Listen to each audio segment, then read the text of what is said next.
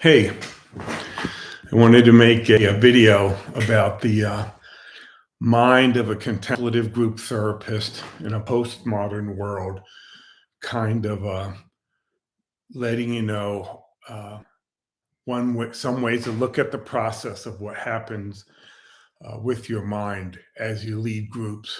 Coming, of course, from my own experience, which we can't get out of, but having worked either as a supervisor or a therapist, with dozens of contemplative graduates and hearing their experience. And this is kind of a second part of the earlier video about ambiguity, in that while I'm laying out some kind of structural narrative of what could happen, it's a structural narrative based on bias of my limited experiences, based on bias of my identities, based on bias of the culture we're living in, the training I've done, the stage of life I am, my community around me in some way. And these are, as I said in the earlier video, these are guidepost lenses you can use and look through. This isn't a big T truth in any way. But let me start with this. Although it probably doesn't feel like it, I think you have a great advantage in this work going through the contemplative program, despite being in tons of group and cohort, although challenging. If you work to understand what is occurring inside of you, why, what are the sociocultural enactments occurring that you are part of, even if you're just a bystander of that, get support maybe from friends and peers within the program, and ideally fresh new lenses from other people in your life with differences from you. I think that will really help. But I think some of the advantages you have is as you do meditation, for good and for bad, you recognize your thoughts better. As you do meditation, you increase your impulse control. You increase your ability to contemplate and consider ideas. Uh, the words and impulses inside you that used to be quiet really are much, much louder now. I think through your practice and study of contemplative psychotherapy, you more deeply understand your subjectivity, and you increasingly have humility as you see that what you have believed or what you do believe uh, at most is only partially accurate, right?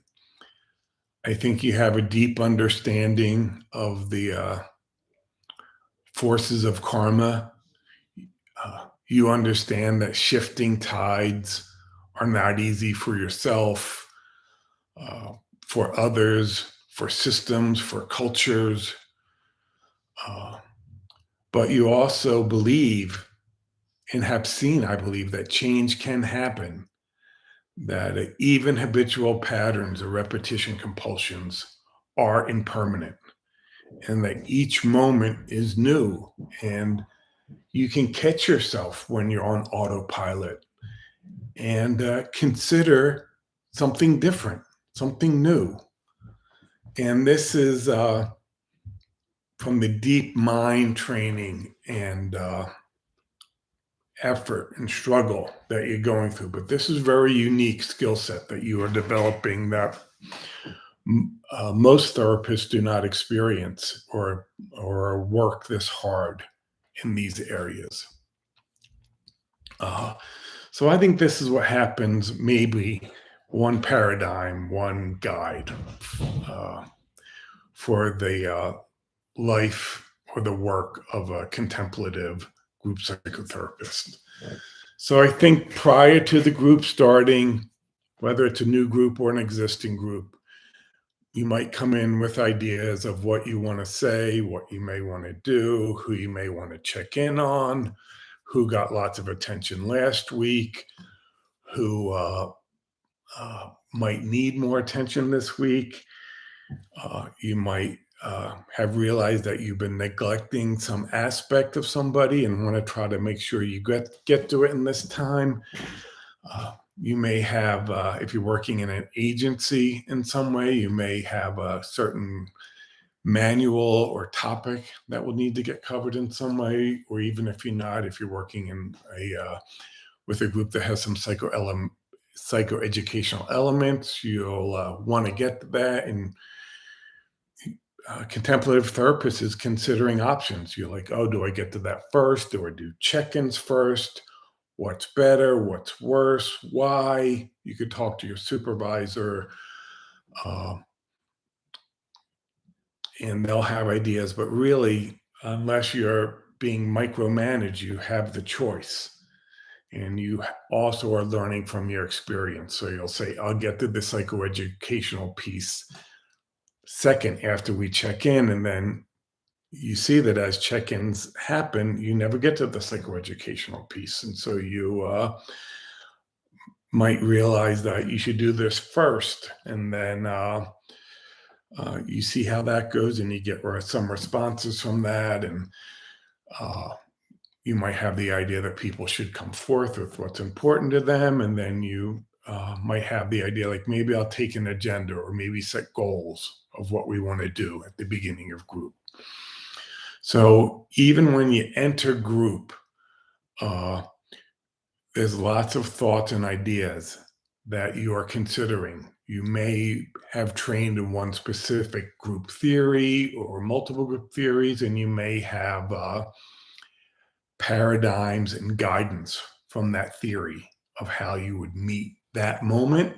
But I think as contemplative therapists, we're trying to meet the moment in the moment and not doing what we thought was best yesterday or 5 minutes ago and forcing that into what's happening in the moment in the group. Let me see if I can give an example. So you may be leading a group and you know a new group member is going to be joining you this week. And you've read some theory and you've been a part of groups where new members have come into, either as a group member or as a practicum or intern student, or as a leader, and you're analyzing that experience, when it went well, when it didn't go well, why. It's a lot of contemplation, right? But you also have some guidance. So you can think about, or some of the things I would think about would be, groups have a tendency when a new member comes to have them explain themselves or talk about themselves. And that, from my experience, this is overwhelming to new group members. They don't get the lay of the land. It can be very frightening for them. And it can almost be voyeuristic, I think, of other group members in some way as they try to garner their safety, because it's a new group and safety's high when a new member comes in. But while you want to support their safety, really, you want to try to help the new member adjust and really think about the safety and getting used to the group of the new member. So you'll think about what you might want to do, right? You might want to say, oh, why don't you introduce yourself to the new member? Or you may think there's other elements, maybe something like, can you introduce yourself and say what is important that you would like other people to know about you? You can have choices about whether you want to bring things up like length of time in the group, gender identity, spiritual beliefs. This is, hotly debated as a strong argument on both sides for all of these. But I think having some structure with the guidance of creating safety is really important. I think an introduction that highlights differences and diversity and inclusion in some way would be really useful. I've never done this, but I could imagine saying something like, why don't you introduce yourself to the new member, tell them about the group, your experience in your group, and why don't you say something, some way that you feel unique or different, either from the dominant culture or from the other members in this group. Um, it's a value of mine as a group leader, right? Talking across differences, recognizing differences, rising above conformity, not becoming a socio-cultural enactment of our dominant culture in some way. Um, so you go into the group with these various ideas, uh, and you don't know what one you're going to do potentially, right? And I think as you move along, you'll gain more options about what you can do. I think the way you really get better as a group leader, which is seen in the research and the literature and the theory, is one is you do more groups as a group leader, and the other is that you participate as a member in groups. So these would include long-term psychotherapy groups or psychoeducational groups, or attending conferences and being in the experiential group in some way. Uh, but you'll get to see, you won't lose touch with the members' experience, and you'll see how different leaders intervene, introduce a new member, introduce a topic, and this will provide more options for you in some way. Uh, so let's talk about maybe what that looks like in real life. Maybe I can make this practical. So you're going towards group. Maybe you've talked about it in supervision. Hopefully, at least you've thought about it and considered what's going on in the group. You come up with some ideas about what might be helpful in the group. You come up with directions that you could possibly go, or you maybe even come up with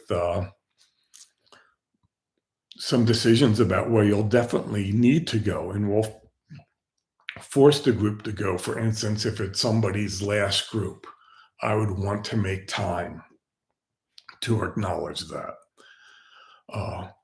And then let's say you walk into this hypothetical group with your ideas and what's important, what you might do, and what you really want to make sure you do. But as you walk into the room, you're kind of collecting data. You're looking through things. What are my somatic reactions? Are these typical somatic reactions that I know from studying myself, or is this a different flavor? What might this be? Is this anxiety? Is this fear? And you don't know. And this is the contemplative group therapist, is that you're groundless to some degree all the time. You might look around the room and start creating meanings that you hold lightly and not as truth. So say you walk into this group and you see a member, Chris, has their head in their hands in some way. Within a half a second, right, this is the neuroscience research, will makes meaning out of this, right? And then the strength of a contemplative group leader is that we do not believe our initial meanings. We know it's biased, comes from our past, comes from our culture. But you still listen, I think, to the meaning. And you think like, oh, maybe they're overwhelmed. You can't help but listen, right? Maybe they're overwhelmed. Maybe their child custody hearing didn't go well. Maybe they're exhausted for some reason. Maybe they got injured in last group, and this is a kind of nonverbal communication that they're letting you know. And so looking around the room, Chris's hands and their head stands out, and you make a mental note that you would like to get there at some point. I think being a group leader, we work on this through meditation and through experience, and some people work on it through, I know people who work on this kind of working memory construct of being able to remember what to get to through some neuroscience programs. I have a dear friend of mine who's an excellent and somewhat noteworthy existential therapist, is constantly working kind of on neural improvement programs so they can track and hold more in their working memory as they work with clients. At this point in my career, I just have a pad even in my groups. And I just write down a note or two and we talk about it and they get mad about it. And I've worked it through, but that's how I feel like I bring out my best work. Sometimes I don't write anything on it, but to remind myself to remember isn't helpful. So we all have our own unique way, which is, I think, what I want for you. And if you haven't, if you don't know yet, despite accomplishments and awards and things like that, I do it my way, and people have reactions to that, but we can only do it authentically within our values, within our belief structures. Uh, so you'll find your way with this. So going back to this group, uh, you see Chris with the heads in the hands, and you follow your thoughts, you follow your mind, and see what comes up or what questions might be important to ask. You've made a note that you want to bring Chris in and try to understand what's happening, possible communications, possible causal events that has led up to this in some way. But you remember, Chris likes to enter groups slowly. So you'll have a choice to make. Will you wait for them to bring it up? Should you wait 15 minutes to bring it up? Will you find some kind of point in the group where someone's saying something that would seem like a natural transition to that? Say someone says, I have such a bad headache, and you'll say, oh, I'm sorry, what's caused it? And then you find a way to be like, oh, I noticed Chris had their head in their hands at the beginning of group. And then do you stop there? And most likely Chris would speak up. Maybe Chris doesn't speak up, and then you don't know what's happening, and you mull over again the possibilities. You might feel a feeling of shame. I didn't do this right. And you can think what you might say, what you've seen other group leaders say, what you've experienced in the past in leading groups. And you might say something along the lines of, Chris, are you up for talking about it now? Be a very gentle way, right? I can also think of occasions where someone would need stronger encouragement to talk about it, and you would know the client, you've studied them, you've studied your interactions with them, and you have more confidence that giving them stronger encouragement to get engaged would be helpful for them. And you could even say, like, oh, I have the sense I should encourage you more to be engaged. Or you will say, like, looking for the corrective experience with them in some way. Chris, I think other people would like to know what's going on for you. And, I think one of my strengths and of course limitations is humor. And I could imagine myself saying something with this hypothetical client, like, I know that's different from your family, but in here, people want to hear about you. And then I could even imagine calling on someone who I think would agree with me. Jess, would you like to hear more about Chris? And Jess would probably say yes. And hopefully Chris would start talking or just pass. And then I think you'd have to kind of respect that. But you're examining what data is coming in, what people are saying, their body language, what thoughts are coming in your head. Now, are these habitual pattern thoughts like I'm not good enough, or I'm really anxious, or I feel shame? Right? Through meditation, through long-term psychotherapy, through contemplation, through relationships, we know our minds, and we can sort through what's our patterns and what might be something new that's occurring that could inform how you proceed in some way. I think over time you develop more awareness, like of what's going on externally and what's going on internally. I think you let your thoughts emerge and you don't believe them, but you're in dialogue with the various thoughts, with the emerging thoughts, and then with some kind of prefrontal cortex. And this gets easier. And I honestly believe we're all doing this in some way all the time, that we're having thoughts and we're deciding to say them, not say them, how we should say them, how that may impact other. We're looking around our environment to see what's going on with others. And so this is many of the skills we just develop by trying to be a good community member, a good family member. We bring in a good friend group member. We bring into the group. So in this hypothetical group, let's say you notice Chris and you make a note that you want to say something to Chris at some point because it seems important in a communication, either consciously or unconsciously. And it would be if you're having this thought as a leader and you're noticing this, potentially other members are noticing this, and avoiding something that stands out like this, I think would be, unless you're doing it purposely because this person is attention seeking or something, uh, uh, not addressing it would be really noted, could decrease the safety in the group, and also could be neglecting Chris in some way. So you make this note, you sit down, and in this hypothetical group, uh, another member starts with, I have to tell you about my weekend.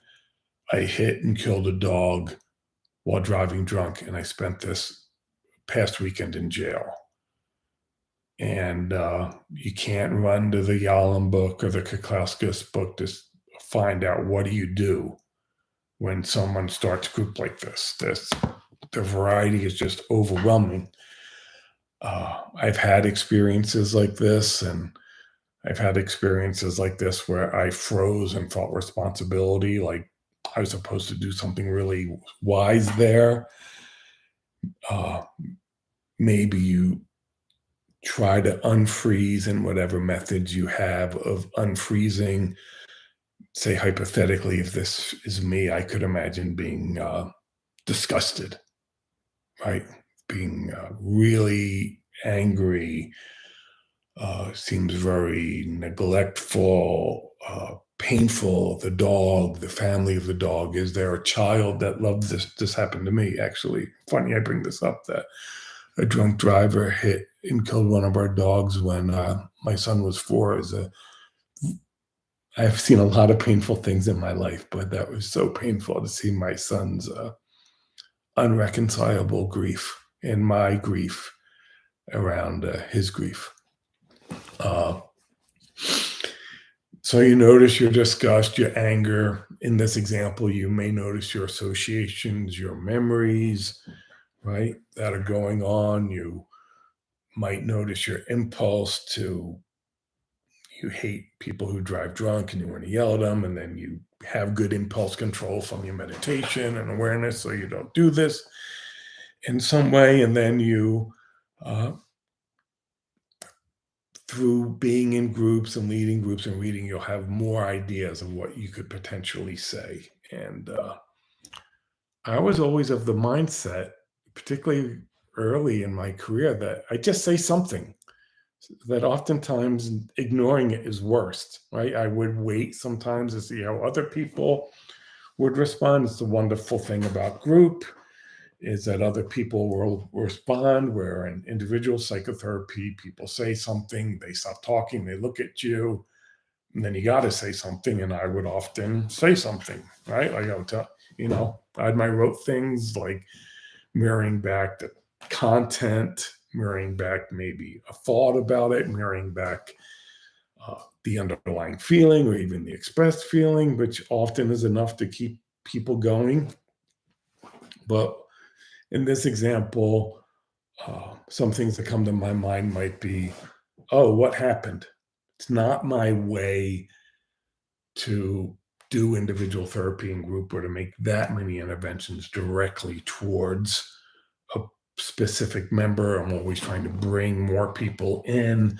Maybe this would be a case where I would take the responsibility and the leadership and ask something like this. I could see myself, I'm thinking if I'm freezing in my experience, other people don't know what to say. Right? This happens all the time in groups with death, trauma. Group members don't know what to say, and then we might have to take the lead and say something. I could imagine me saying something like, are you willing to tell us about it at all? Right? If I knew Chris better and had a sense they were struggling from their body language and from my case conceptualization of them, maybe I accurately attune or narrate some kind of experience, thought, or feeling, particularly if it would be curative and the transference that they didn't have experiences of people doing that. It's kind of like swimming the boat. I could imagine saying something like, wow, how horrible. Even moving my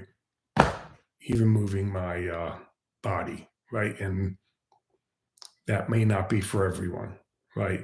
Maybe Chris comes from a culture where that is more communicative and more empathetic and more connecting and more attuning.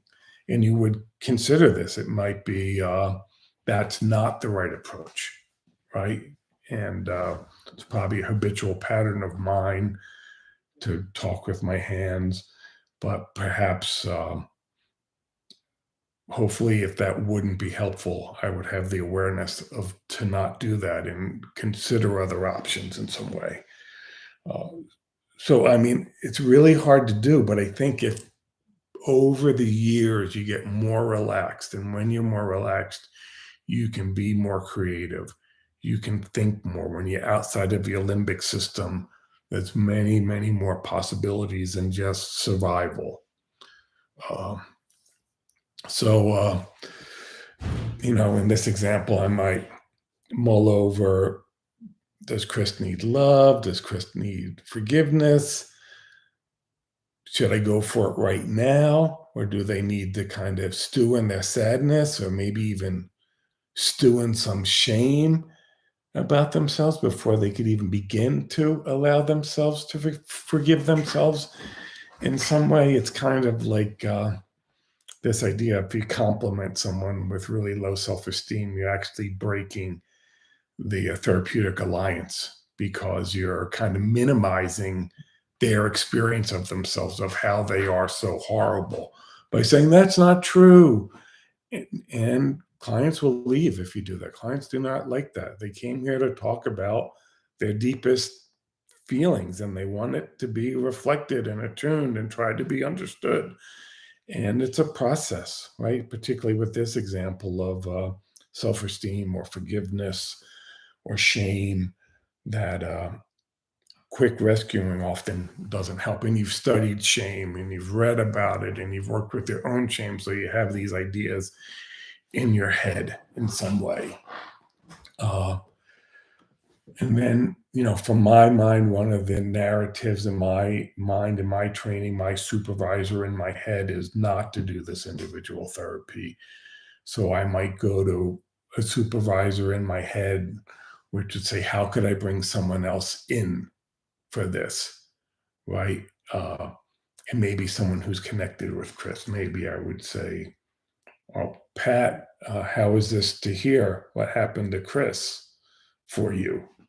Right? That could be supportive or could understand in some way. I would lean towards that, working with more similar attunement, compassion, being seen before you work into more challenge, think different views, right? So you have these ideas in your head and you'll have your own ideas in your head. I'm trying to outline what might go on in a group leader's head as I've seen it myself and I've seen people describe this to me in some way.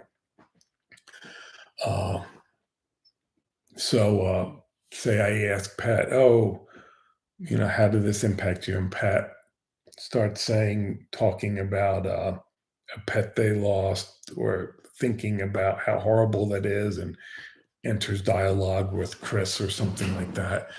And the group's going along. And then you notice someone else, right? You're looking over here and kind of scan the room. I've been mocked that I'm like a dog in a front of a car, one of those dogs that have the floppy heads on the dashboard, that I'm going like this all the time in group, which is probably true. I probably do that. But you notice maybe someone on the other side of the room is crying in some way. And then you debate, okay, I want to try to get to this, right? And how should I get to it? What are the options, right? Would it be too disruptive to leave that topic there to go to the new tiers? Does this person want me to ask him about the tiers given our relationship and their relational enactments and our identities? Or might it be better for me to ask someone else, maybe someone who's been quiet? So, say hypothetically, something I would do from this framework of getting more involved, I might say, like, hey, Frida, did you notice Kevin's tears? And then you think you're making a great intervention and you're connecting Kevin and getting Frida involved. And boy, that bombs. Uh, Frida says, you always do this to me. You call out me to comfort others. That's been the story of my whole life. And I'm sick of it there and I'm sick of it here. Fuck you, Francis. Like, that has happened plenty of times. And you freeze, you feel shame, you notice your impulse to defend. I would imagine a intellectual impulse for me to defend, like, this is a inducement or a relational enactment that we haven't worked through, right? How is it that people always ask you for help? It's not the time for that. Maybe you mark that, right? Maybe this is a relational enactment that they have some role in, and also the culture has some role in of putting this person, given their identities, into that role in some way. But I think interpreting it at that point is a bomb, right? So you know that at this point. So you say, like, okay, let me be with the feelings, let me be with the relationship, right? Uh, and you have studied Frida, who's mad at you. Uh, you know that what they're saying is right. And you know you've stepped into a personal and potentially socio-cultural enactments, right? Uh, and let's say in this example, you freeze again, right? I don't know if new group leaders freeze a lot, Uh, so when I freeze, I have my note cards. What might I say? So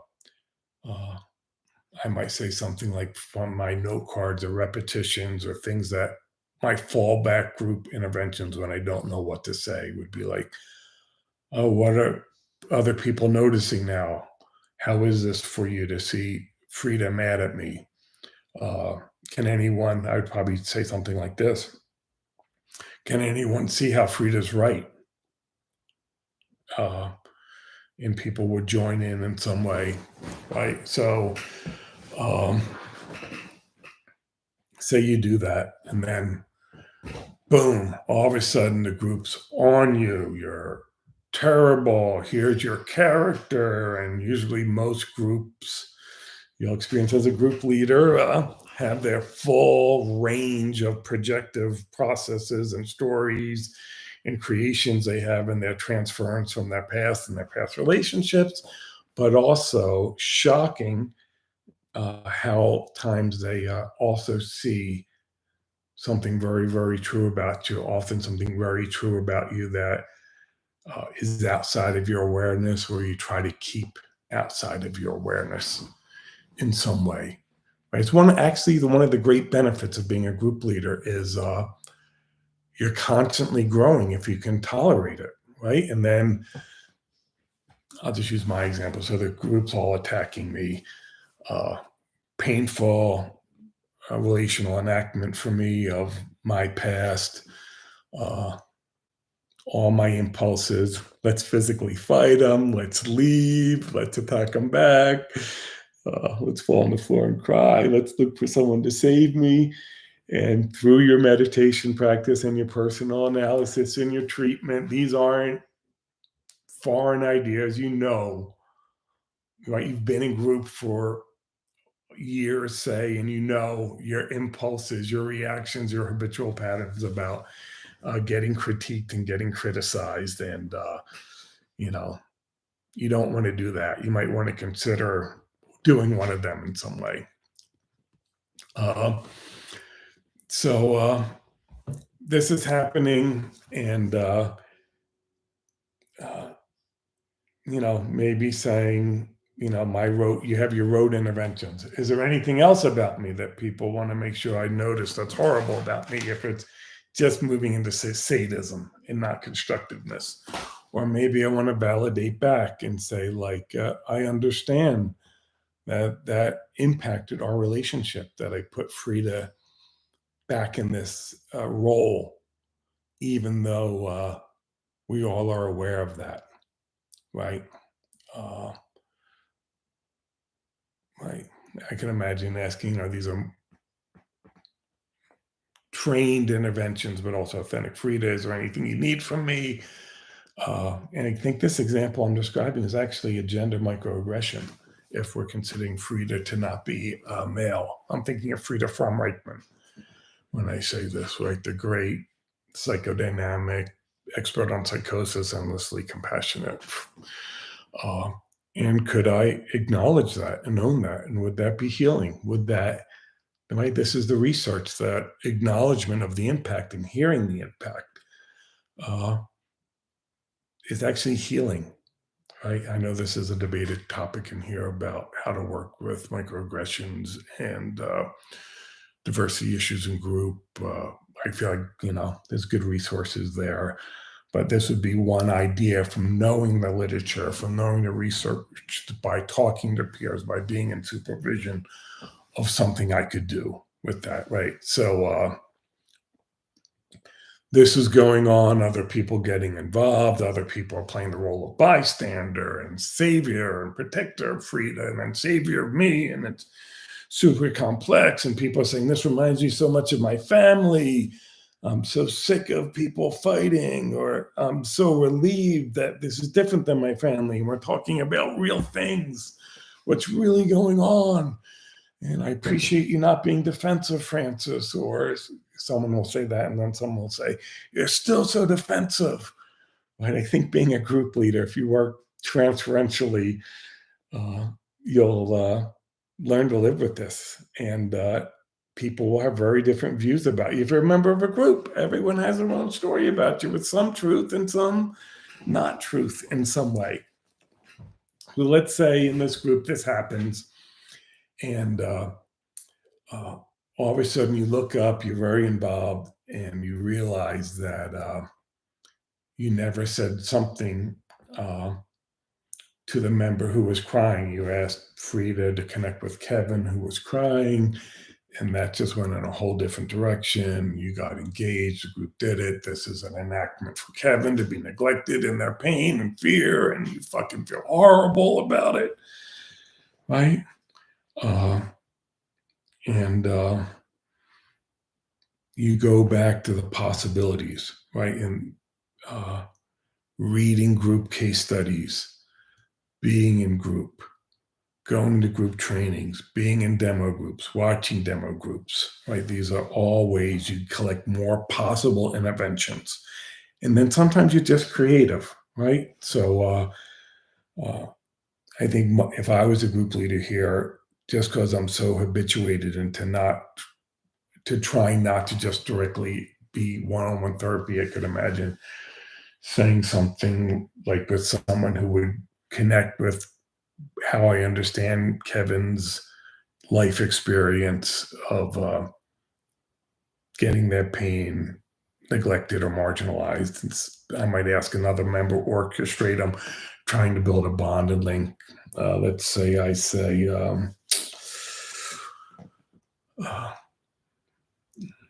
Karen, thinking of Karen Hornight. Karen, can you relate to what Kevin might have experienced today? Is there anything you'd like to say to Kevin in some way? And Karen talks about their pain of a similar experience, and maybe that's helpful for Kevin. Maybe that's re-wounding for Kevin. Maybe I should have just asked Kevin directly myself. Karen's telling an important story to them. You just don't know what to do, right? Both are injurious. Interrupting Karen to go to Kevin is really injurious. Not doing that is also really injurious, right? This is group life. I think if you lead groups or if you're a long-term member of group,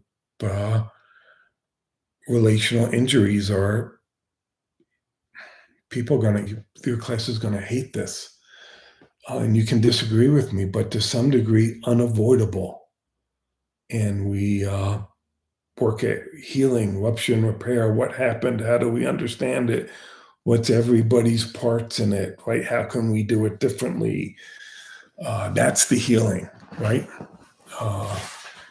Repetitions, habitual patterns will emerge and we'll gain awareness and we'll talk about them and we'll all do something different, right? That's the healing more than not having relational ruptures, right? And I sent out a bunch of articles, both research and theoretical, case illustration of relational ruptures and healing, and takes two people. It goes to attachment styles, past figures, models of rupture, right? Cross-cultural, cross-identity. Rupture and repair is complex. Hopefully you've fed the seeds of talking about differences in people's culture and people's values prior to wrestling quickly with a relational rupture. I think you gain better tolerance for relational ruptures through meditation, through being a group member, through a group leader, and also appreciation that they will not be dropped. So anyway, here I am. Karen Horney is talking in my group, and Kevin got neglected, and it's time. And what do I do? My impulse at this moment is to say, like, Kevin, I feel terrible. We ignored your group. Knowing in this hypothetical Kevin I'm thinking of would say something like, "Oh, it's not your fault. It's my fault. I didn't say anything." So that's not going to be helpful, right? They'll just get in their habitual pattern, repetition of taking care of in their life a weak father who needed a lot of care, emotional caretaking from Kevin, right? So I know that won't work. I'm like, fuck. Now what else? The other possibilities? And sometimes we don't know. And I still say it's better to say something than not say something. Say something awkwardly. So maybe I would say, just descriptive, right? Go to phenomenological and maybe go to a wish or a need, right? Going to phenomenology, what's observing, it's a DBT group skill, it's existential skill, it's humanistic skill. I think it's contemplative. I would say, like, we didn't get to talk about your tears today. I hope we can talk about them tomorrow. So look forward to seeing everyone next week. Me, right? Other people have different boundaries, right? It's a decision you'll make. I would say, hey, if I had time, hey, Kevin, can you stay afterwards and talk? Or why don't you send me an email? Would you, if you'd like to talk, reach out to me? Right? This all comes from your case construction of Kevin.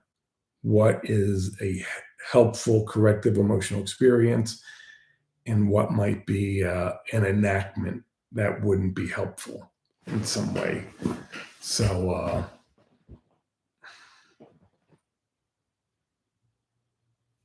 I'm thinking of the Kevin I'm thinking of. I think reaching out and saying, "Do you want to talk for a few minutes?" Or even not saying reaching with some characters they don't want to be invaded on, right? And I would say, reach out to me if you'd like to talk about it. And with other characters or personalities or people, you need to be somewhat invaded of, right? In my early training as a modern psychoanalyst, the thought was you kind of similar to humanistic psychology, even contemplative psychotherapy, that you follow the client's contact, their lead. Doing my early groups with community mental health people needed me to go to them. They wouldn't come to me in my authority, in my gender, in my privilege, in my race. So that's a choice, right? I do this by understanding. I have a personality theory that I don't believe of every member in my group, what their history was, what their scheme is around authority, gender, family roles, communication style. So you have that all in your head, and then that informs what decision you make. So in this group, everyone leaves. You say, Kevin, you want to talk a few minutes? And Kevin says, no, I have to go. And you'll say, Kevin, I really want to hear about it. If you want to, please reach out. And Kevin leaves. And groups are over, you're in the group room by yourself. And it's like, wow, what happened? Right? I do this with you. I'd be like, what went well? Well, I tried to be present. A lot of people got involved. People had powerful feelings. We uncovered new things. It's important to do this, particularly as a new therapist. Now, what didn't happen? How did I let this happen? That Kevin didn't talk? Am I over relying on getting others involved? Right. So you have these questions. I would think you write them down. Right. I want my supervisees to come to me with questions and with case studies, and they bring video or audio tapes if they get permission from their clients. And so I would go to supervision, and we talk about what happens, and like the supervisor would have ideas, maybe in this case, hey, maybe when something happening in group, phenomenologically, note both. Uh, Frida, I see that you're mad at me, and I see that Kevin's crying. I don't want to lose either one of these, right? And then you make a choice with knowing their characters. I would probably lean towards going where the action is, where the rupture is first, and let Kevin, uh, let's talk about what's happening for all of us, how we participate in what's going on between Frida and I in the group, and let's come back to you. Maybe that's wounding, right? It's imperfect, right? This is the growth of being a group member, is it's imperfect, and you live with the imperfectness, and you see the horror, and you see the joy, and it's amazing we can connect. It's this is my view, my experience, right, of group. So you talk about it with supervision. They give you an idea about it in some way, and then maybe in this example, they say, Francis, maybe they say something like, Francis, Frida, that's an unusual name. What's their identity? And I say, oh, they're an immigrant from Germany, and their dad was a Nazi, and they talked about it in group. And they go, oh, do you think that had anything to do with what seems like to me you kind of being aggressive or missing Frida? And then I would have to talk about that. And it's embarrassing and humiliating that we have so much outside of our awareness and our unconscious. And I'm trying so hard, and I've trained so hard, and I'm not perfect. And then I go to my analyst, or you go to your therapist, and you talk about what happened in group, and about maybe whatever your transference and projections are to Frida, and then your reactions to Kevin crying, and what that means, and what associations that brings up for you, and how you were modeled to deal with the man crying. And then you go out and live your life. And then before group, you think about, okay, this would happen last week. what am I going to do this week? You come in with ideas and things you want to go to and things that seem important. In this example, it'd be important to go to Kevin early on about the tears, right?